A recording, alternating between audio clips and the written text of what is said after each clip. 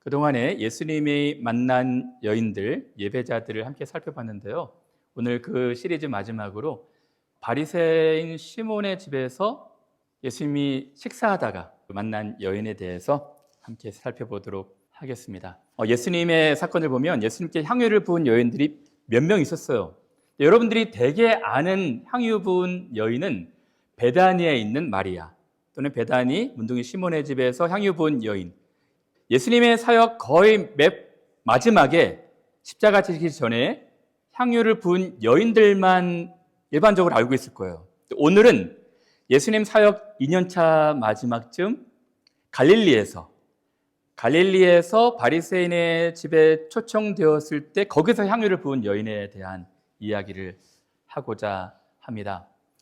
여러분, 바리새인 중에 시몬이라고 하는 사람이 있었습니다. 근데 어쩐 일인지 바리새인들과 예수님과의 사이가 좋지 않은데 예수님을 대적하는 사람들이 바리새인들이었는데 바리새인 시몬이 예수님을 자기 식사 자리로 초대를 해요. 이상하죠? 뜬금없이 바리새인이 왜 예수님을 초청했을까요? 의도가 무엇이었을까요? 오늘 전체적인 이 문맥을 보면 예수님을 존경해서, 예수님을 존중해서, 예수님을 사랑해서 따뜻한 식사, 밥 대접하려고, 그것은 아닌 것 같습니다. 약간의 호기심도 있었겠죠. 예수님이 워낙 인기 있는 인사였기 때문에. 근데 예수님을 초청해서 공개적인 망신을 주기 위함이었어요. 예수님을 초대한 이유는 존경이 아니라, 존중이 아니라 예수님을 멸시하고 무시하고 공개적 망신을 주기 위함이었습니다. 왜 그렇게 생각할까요? 여러분, 유대 중동 문화에는 보면요, 식사 예절이 있거든요. 다른 사람을 초청할 때 환대 예절 예법이 있습니다. 근데 이 바리새인 시몬은 예수님을 초청했음에도 불구하고 환영 예절은 하나도 지키질 않았어요. 일반적으로 어떤 사람을 식사 자리에 초대하면 이 중동 문화는 그 사람을 따뜻하게 존경하는 의미에서 머리에 기름을 바릅니다. 그리고 중동엔 얼마나 손과 발이 더러워지겠어요. 그러니까 식사 전에 손 씻을 물과 발 씻을 물 또는 감람유를 줍니다. 그리고 서로 입 맞추고, 그것이 환영하는 예절이에요. 우리나라 문화에도 환영하는 예절이 있을까요? 어떤 분을 초대하면 코트 걸어드리고, 그리고 어른이라면 안쪽 상석에 앉게 하고, 그리고 물 좀 드리고, 식사 자리면은 숟가락 먼저 뜨지 않고, 그런 게 우리 문화, 식사 문화 아니겠습니까? 중동 문화는 이게 굉장히 엄격했거든요. 그런데 예수님을 초대하고 나서 하나도 이 예절을 지키질 않은 거예요. 분위기가 어땠을까요? 예수님이 무시를 당하고 망신당하고 되게 민망하지 않았겠습니까? 당황했을 거예요. 예수님의 반응이 무엇입니까? 그냥 기분 나쁘다고 나 그냥 갈래 하고 가셨던 것도 아닙니다. 그리고 책망하셨던 것도 아니에요. 왜 그렇게 했니? 왜 예절도 지키지 않니? 라고 책망하신 것도 아니에요. 굉장히 좀 웃긴데요. 예수님이 이 집에 들어가시자마자 그 유대인들은요, U자형 큰 식탁이거든요. 그 식탁의 정중앙에 맨 앞에 앉는 사람들은, 상석에 앉는 사람들은 조금 연장자나 나이 많은 사람입니다. 근데 이 사람들은 앉아서 식사하지 않고 좀 기대어 누워서 이렇게 식사를 하거든요. 예수님이 그 집에 들어가서 환영 예법이 없었음에도 불구하고 맨 중앙에 앉아가지고, 상석에 앉으셔가지고 지금 기대해서 주인처럼 가장 연장자처럼 앉아 있다는 것입니다. 굉장히 우습죠? 팽팽한 긴장감이 느껴지지 않습니까? 유대인들, 바리새인들은 예수님을 초대했음에도 불구하고 존중하지 않고, 존경하지 않고, 무시하고, 공개적으로 이렇게 멸시하고, 예수님은 거기서 자기의 좀 권위를 지키려고 하시는지, 평소에 가르침은 예수님은 누가 초대받으면 상석에 앉지 말고 말석에 앉아라. 말석에 앉으면 사람들이 너를 상석으로 초대할 거다. 그렇게 가르치셨거든요. 예수님이 맨 먼저 들어가서 기대어 누워 계시는 거예요. 이것은 유대 문화에도 사실은 결례입니다. 말씀드렸지만 랍비들, 선지자들이라면 항상 거기서 권위자들, 나이 많은 사람들을 먼저 존중하는 의미에서 상석에 앉히는 거예요. 그 뒤에 손 씻을 물, 발 씻을 물도 다 이렇게 주는 것이거든요. 이런 팽팽한 긴장감이 돌고 있습니다. 근데 여기서 뜬금없이 한 사람이 등장을 해요. 그 사람이 누구일까요? 그 동네에 죄를 지은 한 여자가 있어.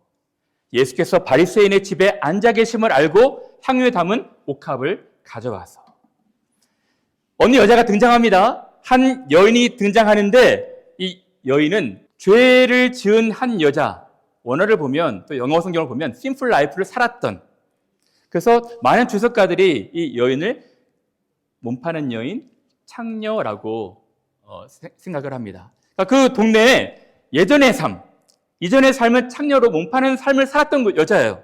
지금은 다 청산했던 것 같아요. 근데 이 죄를 지은 한 여자가 왜 초대하지도 않았는데 불청객처럼 이 바리새인의 집에 향유를 가지고 찾아왔을까요? 한 두 가지가 추측이 되는데요. 첫 번째는 이 감사한 마음.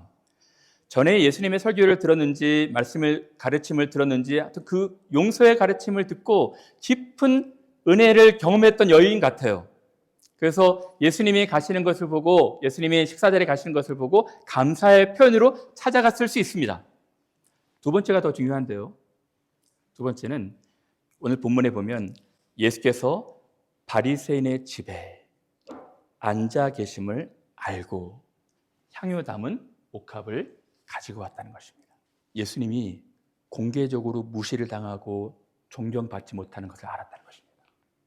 저 바리새인은 예수님을 따뜻한 마음으로 초대한 것이 아니라 분명히 우리 예수님 가서 무시하고 멸시하고 개무시하고 진짜 아무 대접도 하지 않을 텐데, 그게 너무 마음이 아팠던 거예요. 우리 예수님은 그렇게 초대받아서 무시를 당할 뿐이 아닌데, 정말 극진한 대접을 받을 뿐인데, 존경과 존중을 받을 뿐인데, 나라도 가서 예수님을 좀 따뜻하게 환대하고 싶다, 이 마음을 가졌던 것 같습니다. 그런데 이것이 문제가 되었어요. 왜 문제가 되었을까요? 여러분, 당시에 유대인들은요, 창녀와 세리들을 가까이 하지 않았습니다. 그것도 바리새인들 중에 랍비들이에요. 랍비들은 이 여인들, 그냥 일반 여인들도 어느 정도 사정거리 안에 오지 못하도록 여인들 가까이 하지 않습니다. 근데 그 동네에 죄 많은 여자, 심플 라이프를 살았던, 불결하고 부정하게 생각했던 여자가 초대도 하지 않았는데 자기 집에 오는 거예요. 자기 집에 올 뿐만 아니라 나중에도 보시겠지만 중동 문화는요, 지금도 이 중동 문화에 그런 것이 있는데 히잡이나 부르카를 써가지고 머리털을 다른 사람한테 노출시키지 않습니다. 머리털을 노출시키면 부정한 것이에요. 그러니까 남자들한테, 다른 남정들한테 머리털을 노출시키지 않으려고 다 온몸을 감싸거든요. 근데 이 여인은 머리털을 풀어헤쳐가지고 예수님의 발에 향유를 보고 닦는 거예요. 부정하고 불결한 일을 여인이 했던 거예요. 그래서 군중들은 화가 났어요. 바리새인들은 굉장히 이 여인의 하는 행동 때문에, 여인이 찾아온 것부터도 화가 나는데 행동 때문에 몹시 화가 났습니다. 근데 바리새인들, 유대인들, 이 사람들이 궁금증이 뭘까요? 예수님이 대체 어떻게 반응하느냐, 이것이 궁금했던 것입니다. 그래서 여자들과 지금 예수의 뒤로 발곁에 서서 울면서 눈물로 그 발을 적시고 자기 머리털로 닦고 그 발에 입 맞추고 향유를 부었어요. 예수를 청한 바리새인이 되게 불쾌했겠죠. 불편했을 것입니다. 그래서 마음에 이르되 속으로, 이 사람이 예수가 만일 선지자라면 자기를 만지는 이 여자가 얼마나 부정한 여인인지, 죄 많은 여자인지 알 것이다. 터치를 해서도 안 되는데 머리털로 풀어가지고 지금 터치하고 있다. 야단치거나 책망하거나 훈계할 것이다. 그런 일말의 기대감이 있었을 것 같아요. 어떠한 자 곧 죄인인 줄 알았으리라. 군중들의 관심이었습니다. 예수님이 쫓아내기를 바라셨던 것 같아요. 그리고 수덕거렸습니다.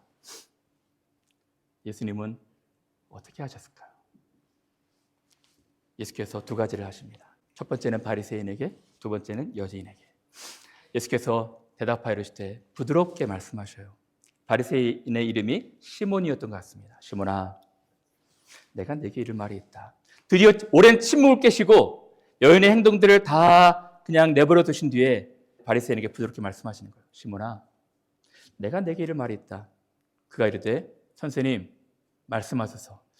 바리새인들 좀 불편했을 거거든요. 왜냐하면 가장 권위자, 연장자가 거기 상석에 앉아 있어야 되는데 30세 가량밖에 안 되는 청년이 지금 앉아 있는 것도 불편한데, 시몬아, 내가 네게 이를 말이 있다. 그래도 선생님 가르쳐 주세요. 말씀해 주세요. 라고 이야기를 했습니다. 예수님이 이제 비유를 들기 시작합니다. 이 비유는 많은 사람들한테 관심을 갖지 못하는데 굉장히 중요한 비유이기 때문에 제가 조금 있다가 더 자세히 풀어 말씀을 드리겠습니다. 빚진 자의 비유를 말씀하는 거예요. 이르시되 빚 주는 사람에게 빚진 자가 둘이 있다. 한 사람은 500데나리온을 줬고 한 사람은 50데나리온을 줬는데 둘 다 갚을 능력이 없다. 500데나리온도 50데나리온도. 그래서 주인이 불쌍히 여기는 마음으로 다 변제해줬다. 다 탕감해줬다. 그 둘 중에 누가 더 주인을 사랑하겠니? 라고 물어보셨어요. 당연히 얘기하겠죠, 시몬이. 제 생각에는 더 많이 탕감함을 받은 자입니다. 예수님 말씀하셨어요. 내 판단이 옳다. 네가 바른 말을 하였다. 그리고 그 유명한 말씀을 하시는 것입니다. 그 여자를 돌아보시며 시몬에게 이르시되 이 여자를 보느냐? 내가 내 집에 들어올 때 일일이 조목조목 환영 예절, 예법을 규례를 어긴 것을 조목조목 뒤끝있는 것처럼 예수께서 얘기하셔요. 세 가지를 얘기하십니다. 너는 내게 환영 예절을 존중하는 의사를 표시를 하지 않았다. 원래는 한 사람이 오게 되면 발 씻을 물을 주는데 넌 발 씻을 물 주지 않았지? 여자를 봐봐라. 여자는 와서 내가 들어올 때부터 있었는데 발 씻을 물을 주지 않은 것을 보고 자기의 펑펑 흘리는 눈물로 내 발을 적시고 그 머리털로 닦았다. 너는 내게 입 맞추지 않았거든? 서로 머리나 볼이나 해서 극진한 대우로 입 맞추지 않았지만 그는 내가 들어올 때부터 내 발에 입 맞추기를 그치지 않았다. 너는 내 머리에 감람유도 붓지 아니하였을 때 그는 향유를 내 발에 부었다. 이 바리새인의 멸시와 무시와 여인의 극진한 존중에 대해서 예수께서 말씀해주고 계신 것입니다. 그 왜 이 여인이 이렇게 행동했을까요? 말씀하신 것이죠. 이 여인에게 죄사함, 용서받은 은혜가 너무 커서 그 여인이 사랑함이 많은 것이다. 이러므로 내가 네게 말하노니 그의 많은 죄가 사하여졌도다. 이는 그 여인이 죄사함, 용서받음, 하나님의 은혜로 말미암아 너무너무 감격스럽고 감사해서 사랑함의 표현이 많았다는 것입니다. 그럼 반대로 무슨 말일까요?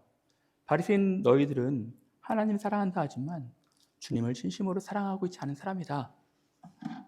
적게 용서받은 사람은 적게 사랑한다. 군중들은 여전히 불편해요. 여전히 불쾌해요. 아니 이 자가 누구인데 감히 죄사함 받았다 말았다 이런 신선모독 발언을 하느냐? 함께 있는 자들이 쑥덕쑥덕 수건수건거립니다. 이가 누구이기에 죄도 사하는가 하더라. 예수님은 한 걸음 더 나아가십니다. 죄사함 선포뿐만 아니라 구원을 선포하고 평안을 선포하시는 거예요. 예수께서 이제 여자에게 이르십니다. 여자여, 내 믿음이 너를 구원하였으니 평안히 가라. 자기를 극진히 대접하고 존경하고 존중하며 자기의 머리털로 발 씻고 입 맞추고 예수님을 높여드렸던 여인에게 따뜻한 말씀을 하시는 것입니다. 내가 내 죄를 사했다. 내 믿음이 너를 구원하였으니 평안히 가라 말씀하셨어요. 예수님께서 이 죄 용서, 죄 사함 이것을 빚진 자의 비유를 들어서 말씀하셨거든요. 그래서 죄와 빚진 것, 용서와 변제, 탕감해준 그 비유에 대해서 좀 자세하게 여러분들한테 좀 말씀을 드릴까 합니다. 여러분 제가 지난주에 이런 얘기를 드렸어요. 크리스찬이 누구일까요? 크리스찬은 하나님의 은혜를 경험한 사람입니다. 은혜의 사전적인 정의는 받을 만한 가치가 없는 자에게 거저 주시는 하나님의 선물이라고 했습니다. 그 하나님의 선물이 무엇일까요? 하나님의 선물은 용서입니다. 다시 말하면 크리스찬은 용서를 경험한 사람이에요. 어느 정도로? 광장의 한복판에 끌려온 여인처럼 자기는 아무 공로 없고 죄 많은 사람인데 하늘로부터 오는 주님으로부터 오는 풍성한 용서를 경험한 사람만이 크리스찬이라고 말씀을 드렸어요. 무엇으로부터 용서일까요? 우리의 많은 죄로부터 용서입니다. 다시 말하면 크리스찬은 자기를 죄인으로 인식하는 사람, 죄인으로 고백하는 사람, 그 죄를 씻음받은 사람, 용서받은 사람, 죄로부터 구원받은 사람을 말하고 있는 것입니다. 오늘 현대 기독교인들은요, 죄인, 당신은 죄인입니다. 우리가 죄로부터 용서를 받아야 됩니다. 이런 말을 되게 불편하게 생각합니다. 아니, 목사님, 제가 왜 죄인이에요? 저는 목사님한테 그런 죄인 소리를 듣는 것 굉장히 불편하고 부담스럽습니다. 예전 제가 목회할 때 아주 오래전에 어떤 집사님이 저를 찾아왔어요. 목사님 설교를 들으면 굉장히 제가 불편해요. 자꾸 죄인이라고 말씀하시는 것 같아서 저는 신문 일면지에 날 정도로 죄를 지어본 적이 없거든요. 저는요, 나름대로 윤리적으로 살았고요. 나름대로 도덕적으로 살았어요. 나름대로 다른 사람에게 폐해 끼치지 않고 손해 끼치지 않고 정말 열심히 도덕적으로 살려고 노력하는 사람인데 목사님 설교를 들으면 굉장히 제가 죄인인 것처럼 느껴져가지고 좀 불편해요. 여러분들은 어떨까요? 여러분들 어떻게 생각하세요? 제가 계속 지금 여인 스토리를 얘기하고 있는데 우리 크리스찬들은 정말 자기의 죄를 깊이 비천함으로 인식하는 사람들이라는 말씀을 드리고 있지 않습니까? 그냥 우리가 다른 사람들 비교했을 때 나는 이 정도 죄인이다. 그렇지, 나는 완벽하게 끝이지 않고 이 정도로 도덕적으로 윤리적으로 조금 이런 죄는 지었어. 그 정도가 아닙니다. 여러분, 제가 늘 말씀드리죠. 대한민국에서 가장 큰 죄악이 무엇일까요? 하나님을 인정하지 않는 죄입니다. 왜 그럴까요? 죄에 대한 결과, 형벌 때문에 그래요. 다른 어떤 죄를 지어도 평생이 아닌 영원토록 지옥에서 형벌을 갚진 않거든요. 근데 하나님을 인정하지 않고 믿지 않으면 영원한 지옥에 들어간대요. 그러니까 대한민국에서 가장 큰 죄는 하나님을 인정하지 않고 하나님을 믿지 않는 죄입니다. 그렇죠? 대한민국뿐만 아니라 전 세계 마찬가지입니다. 왜 그게 제가 죄가 되는지 좀 말씀을 드릴까요? 오늘 예수께서 죄에 대해서 설명하시는데요. 죄는 신약 성경에 한 몇 가지 용어가 있는데 가장 대표적으로 죄는 하마르티아라는 단어입니다. 하마르티아라는 단어가 무엇일까요? 빗나가다라는 단어거든요. 하나님께서 관역처럼 하나님의 뜻, 하나님의 마음을 다 보여주셨어요. 이제 사람들이 이 하나님의 뜻, 하나님 마음을 순종하지 않고 다 빗나가고 어긋난다는 것입니다. 이것이 죄라고 하는 거거든요. 하마르티아라는 단어가 관역을 빗나가다. 또 다른 단어가 오늘 소개가 되고 있습니다. 어떤 단어일까요? 오펠레마. 오펠레마라는 단어가 무엇일까요? depth, 빚지다라는 단어입니다. 그러니까 죄는 빚지는 거예요. 여러분, 오늘 바리새인 시몬의 집에서 예수께서 말씀하시죠. 죄는 다른 것이 아니라 빚지는 거다라고 말씀하는 것입니다. 어떤 사람이 집주인에게 500데나리온, 어떤 사람은 50데나리온을 빚졌다. 근데 주인이 갚을 능력이 없음을 보고 500데나리온 빚진 자도 50데나리온 빚진 자도 탕감해줬다, 변제해줬다. 그렇게 말씀했죠. 그러니까 죄는 빚을 진 것이고 하나님의 은혜는 빚을 용서해주고 탕감해주고 변제해준 것입니다. 이것을 여러분 베드로도 또 똑같이 얘기했어요. 베드로가 예수님한테 물어봅니다. 예수님, 제 형제가 저한테 죄를 범하면은 몇 번 용서해주면 좋겠습니까? 한 2번, 3번, 7번까지 할까요? 예수께서 뭐라 말씀하셨을까요? 70번씩 7번이라도 내 형제가 죄를 지은 것 용서해줘라 말씀하시면서 그 유명한 말씀하셨잖아요. 1만 달란트 탕감 비유입니다. 1만 달란트 탕감 비유가 무엇일까요? 1만 달란트가 오늘날의 돈으로 한 사람이 한 6조 원, 한 10조 원 정도 됩니다. 어마어마한 돈이에요. 어떤 사람이 1만 달란트를 빚졌거든요. 근데 갚을 능력이 없는 것을 보고 용서해줬어요. 빚진 것을 용서해줬다. 이것이 죄 용서로 예수께서 비유를 드신 것입니다. 근데 이 사람은 나가서 자기한테 500데나리온 빚진 사람은 용서하지 않고 빚 갚아라 해가지고 주인이 너무 화가 나가지고 이 사람을 다시 감옥에 가두라고 한 비유겠죠. 여러분, 죄는 빚지는 것입니다. 근데 이것을 가장 중요하게 잘 설명한 것이 주기도문이에요. 예수께서 주기도문에 이렇게 말씀하십니다. 우리가 우리에게 죄 지은 자를 사하여 준 것처럼 우리 죄를 사하여 주옵시고. 여러분, 요 원어 성경 보면요, 이렇게 표현되지 않습니다. 영어 성경도 보십시오. 우리에게 빚진 자를 우리가 용서해 준 것처럼 우리의 빚도 탕감해 주십시오. 이런 단어로 말하고 있지 않습니까? 그래서 원래 유대인들은 이 본문을 헬라어로 보면 이렇게 되는 것입니다. 우리가 우리에게 빚진 자의 빚을 탕감해 준 것처럼 우리의 빚을 탕감해 주시옵소서. 이 단어로 이야기가 되는 것입니다. 하나 더 나가서 이 빚 탕감에 대해서 말씀드리면 예수님께서 십자가에 달려 돌아가셨어요. 십자가에 달려서 돌아가셔서 유명한 말씀을 7번 하십니다. 그 중에 이 말씀 기억하십니까? 다 이루었다. 다 이루었다. 라고 말씀하시면서 돌아가셨어요. 이게 헬라어로 테텔레스타이라는 단어인데요. 다 갚았다. 내가 빚을 다 갚았다. I paid in full. 다 지불 완료가 되었다. 우리의 죄의 빚을 갚았다는 거예요. 우리의 많은 죄악, 죄의 빚, 갚을 능력이 없음을 보고 예수님께서 친히 우리의 모든 죄의 빚을 다 짊어지시고 I paid in full. 죄의 빚을 다 갚으셨다는 거예요. 더 이상 우리가 갚을 것이 없다라고 선언을 하신 것입니다. 제가 조금 더 나아가서요. 여러분들이 이해하기 쉽게 빚에 대해서 말씀을 좀 드리고 싶어요. 우리 중에 아마 그런 분들도 계실 겁니다. 목사님, 저는요 평생 빚 지고는 못 삽니다. 저는 빚 지고는요 남들한테 너무 부담스럽고 불편해서 빚 지고는 못 사는 성격이거든요. 이런 분들이 있어요. 아주 좋은 분들이죠. 남에게 피해를 끼치지 않고 손해 끼치지 않으려고 하는 열심을 다하는 분들입니다. 그런 성격들이죠. 근데 이분들의 특징이 뭐냐면 자기가 어떤 성취하고 이루었던 것을 자기의 능력이나 자기의 공으로 생각하는 분들일 수 있어요. 다시 말하면 실체를 보면 우리가 누리는 행복, 즐거움, 건강, 이 모든 것들은 다 우리 스스로 얻을 수 없는 거거든요. 누군가의 희생과 누군가의 도움과 누군가의 협력으로 우리가 행복하고 즐겁고 더 안전하게 살 수 있는 것입니다. 예를 들어볼까요? 나는 빚 지고는 못 삽니다. 요분들 가만히 보면요. 부모의 빚 지지 않았을까요? 부모가 고생해서 10개월 동안 아이를 기르고 낳고 희생하고 진짜 모든 희생을 다 부어서 아이를 오늘날에 그 사람이 이르기까지 도와주지 않았을까요? 선생님의 도움은 없었을까요? 학교에서 인격으로, 가르침으로, 교육으로 친구들의 도움은 없었을까요? 친구의 빚은 없었을까요? 외롭지 않게 항상 도와주고 곁에 있어주고 사회와 국가에 진 빚은 없을까요?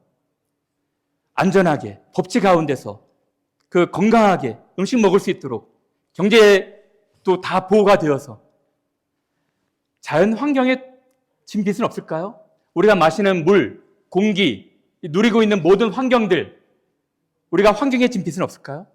역사에 진 빚은 없을까요?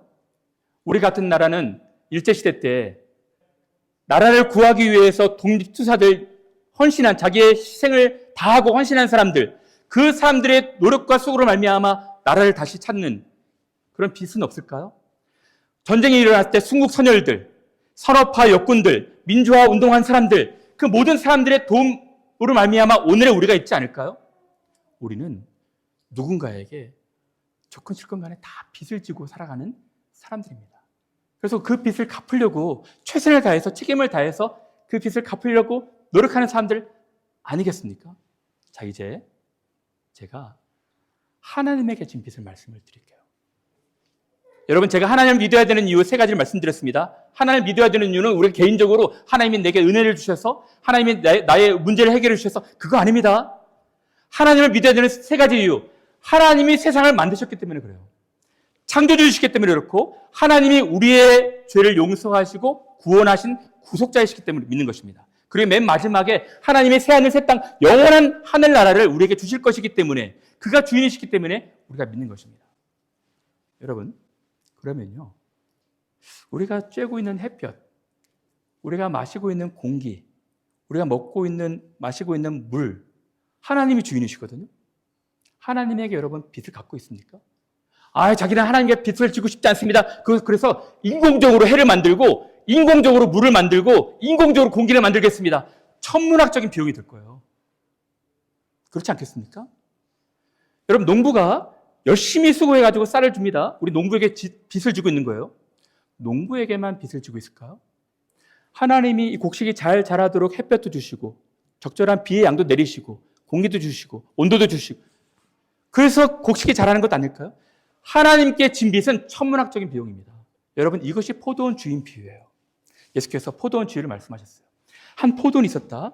근데 주인이 즙도 짜고 망대도 두르고 울도 만들고 여러 것을 다 주인이 만들었다는 것입니다. 그리고 일꾼들을 부른 거예요. 일꾼들을 불러서 너희들이 소당료 내라. 이것은 내 땅이다. 그러나 너희들이 열심히 일을 해가지고 소당료 내라. 근데 일꾼들의 나쁜 것이 무엇입니까?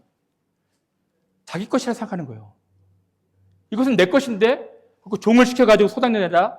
아니, 종을 때리고 심히 때리고 한 명, 두 명, 세 명 때리고 나중에는 아들을 보내니까 요 아들 상속자다. 우리가 죽여버리자. 그래서 우리가 우리 것으로 만들자 해서 자기 것으로 만들지 않습니까? 바로 이것입니다. 하나님이 세상을 만드셨어요. 모든 환경을 다 만드셨습니다. 하나님이 주인이세요. 우리가 살라고 거기서 행복하고 재밌게 즐겁게 살라고 우리에게 주신 것입니다. 우리가 딱 한 가지만 요구하는 거예요. 소장료? 돈이 아닙니다. 소장료가 오늘날 우리에게 말하면 무엇일까요? 하나님을 인정하는 거예요. 하나님이 주인이십니다. 감사하는 거예요. 하나님, 이 모든 것 환경 주셔서, 가족 주셔서, 행복 주셔서 정말 감사합니다. 감사하는 거예요. 하나님 바라시는 건 아무것도 아닙니다. 자기를 인정하고 자기에게 감사하기를 바라시는 거예요. 사람들이 하는 것이 무엇입니까? 하나님 인정하지 않아요. 내 인생은 나의 것이라고 하는 것입니다. 만물의 주인 되신 하나님을 인정하지 않는 죄, 그 죄가 가장 큰 죄인 것입니다. 그리고 그 죄에 계속 불평, 원망, 계속 사람들 상처 입히고 아프게 하고 계속 나이가 들면 들수록 우리의 빚은 많아지는 것입니다. 도저히 갚을 능력이 없는 것입니다. 그런데요, 어찌된 일인지 하나님 우리 사랑하셨어요. 갚을 능력이 없는 것을 보시고 마치 1만 달란트 빚진 자인데 갚을 능력이 없는 것을 보시고 일방적으로 우리를 용서하셨어요. 그냥 용서하신 것이 아닙니다. 자기의 아들을 보내셔서 우리 대신 생명의 빚을 다 짊어지고 십자가에서 죽이신 것입니다. 우리는요, 천문학적인 빚을 지고 있는 사람들입니다. 우리가 살아가고 있는 모든 환경뿐만 아니라 생명의 빚을 지고 있는 사람들이에요. 그러므로 우리가 죄인인 거예요. 우리가 만약 이것을 안다면 이 여인처럼 많이 탕감받은 자가 많이 사랑하는 것처럼 예수님을 진심으로 사랑할 거예요. 끝으로 이제 적용하면 묻습니다. 여러분들은 예수님을 사랑하고 계십니까? 여러분들은 예배할 때마다 삶이 흩어져서 삶의 예배를 드릴 때마다 예수님 너무 좋아서 예수님 사랑하고 계십니까? 사랑하고 있지 않다면 죄책감, 다시 말하면 부채감, 나는 하나님께 예수님께 진 빚이 없는데 나는 내 인생은 나의 것이고 내 것 마음대로 살아가면 되는데 이렇게 생각하는 것입니다. 우리는 천문학적인 빚을 지고 살아가는 사람들이에요. 이 죄책감, 이 부채감, 하나님 앞에 받은 용서, 탕감받은 크기를 알면 알수록 사랑함이 더 많아지는 거예요. 오늘 한국 교회를 보십시오. 조국 대한민국 교회를 보십시오. 우리가 살고 있는 모든 교회를 보십시오. 교회가 사람들한테 멸시를 받고 있습니다. 사람들한테 냉대를 받고 있습니다. 교회의 본연의 역할, 빛과 소금 역할들을 못해가지고 교회만 얘기만 들으면 너무 싫어요. 예수님이 존경받아야 될, 존중받아야 될 예수님이 사람들에게 존중받지 못합니다. 여러분들 마음은 아픕니까? 여인의 마음을 가져야 돼요. 마치 바리새인들처럼 입술로는 주를 존경하는 것 같지만 정말 사람들을 존경하지 않는 사람들이 하나님을 존경하지 않는 사람들이 너무 많습니다. 이 교회가, 하나님의 교회가 사람들한테 외면을 받고 있어요. 그럼 여러분이 적극적으로 예수님을 적극적으로 존중하셔야 돼요. 존경하셔야 됩니다. 예수님은 그렇게 제로를 받을 뿐이 아닙니다. 우리 교회는 사람들한테 그렇게 멸시를 받을 교회가 아닙니다. 예수님의 이름을 사랑함으로 너희들의 착한 행실로 많은 사람들한테 하나님께 영광을 돌려야 되는 것입니다. 여러분, 이런 마음이 있을까요? 사람들이 욕하든 말든 교회를 싫어하든 말든 나는 내 갈 길 간다. 혹시 이런 마음은 아닐까요? 죄의 사함이 많은 자는, 다시 말하면 죄를 용서받았다는 그 인식의 크기가 크면 클수록, 깊으면 깊을수록 사랑이 많은 거예요. 이런 사람들의 예배는 딱딱하지 않습니다. 이런 사람들의 예배는 무미거종하지 않습니다. 왜? 사랑하는 예수님을 예배하기 때문에 그렇습니다. 최선을 다해서 존중의 표시를 하는 거예요. 하나만 더 말씀을 드릴까요? 예수께서 이렇게 말씀하십니다. 1만 달란트 탕감 비유 말씀하시면서 내가 너희를 용서한 것처럼 너희도 서로를 용서해라. 무슨 말일까요? 내가 많은 죄의 값을 탕감해 준 것처럼 너희도 서로 작은 양의 500데나리온밖에 안 되는 작은 양의 빚을 진 사람들의 빚을 탕감해 주거라. 너희는 모든 악독과 노함과 분냄과 떠드는 것과 비방하는 것은 모든 악의를 함께 버리고 서로 친절하게 하며 불쌍히 여기며 서로 용서하기를 하나님이 그리스도 안에서 너희를 용서하신 것 같이 하라. 하나님이 우리는 정말 천문학적인 비용을 빚진 사람들인데 갚을 능력이 없는 것을 보고 다 용서하셨어요. 깨끗하게 용서하셨습니다. 다 탕감해 주셨어요. 근데 우리가 서로에게 빚진 자, 서로의 마음을 아프게 하고 상처 준 사람, 왜 그렇게 빚을 안 갚니? 하고 막 그렇게 하지 말라는 거예요. 서로 친절하게 하고 불쌍히 여기고 서로 용서하기를 하나님이 우리를 용서하신 것처럼 용서하라는 것입니다. 여러분, 저는 우리 교회가 그런 교회가 됐으면 좋겠어요. 어떻게 나한테 이렇게 아프게 할 수 있지? 어떻게 이렇게 나한테 상처를 줄 수가 있지? 계속 1년, 2년, 5년, 10년 계속 담아두고 있다가 불편한 것이 아니라 물론 마음이 아프죠. 힘들 것입니다.